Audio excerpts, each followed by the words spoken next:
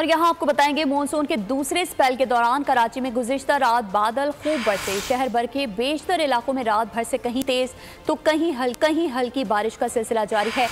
इस वक्त मौसम की क्या सूरत हाल है, अपने नुमाइंदे सालिक शाह से जानते हैं। सालिक, क्या सूरत हाल देख रहे हैं बारिश की?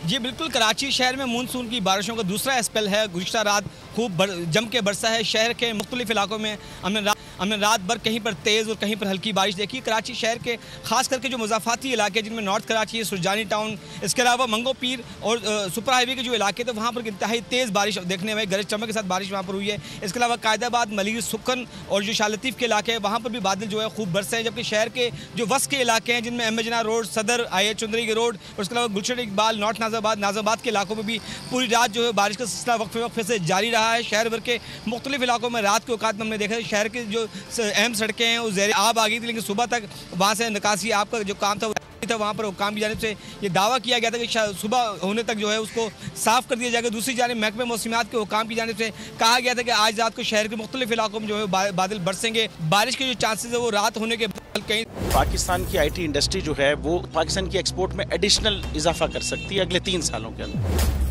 क्योंकि IT और बाकी जो 3 सेक्टर्स हैं उन 3 सेक्टरों में IT में फ़र्क है। वो ये है कि ये शॉर्ट टर्म में आपको गेन दे सकती है जो पाकिस्तान की नीड है इस वक्त।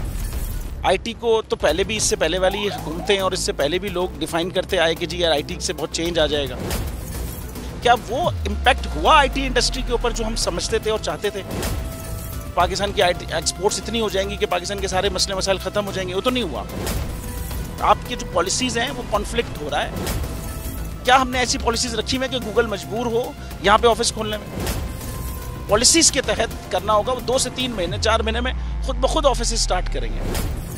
जो आपके मुल्क का IT का एंटरप्रेन्योर है, $100 मिलियन तो वो बाहरी अकाउंट रोक लेता है। आप उसको मोटिवेट करके उसको पर फोकस करें, उस पर इंसेंटिव करें, वो आपको 100 आएगा तो आपका 5 टाइम्स इंक्रीज हो जाएगी फौरन।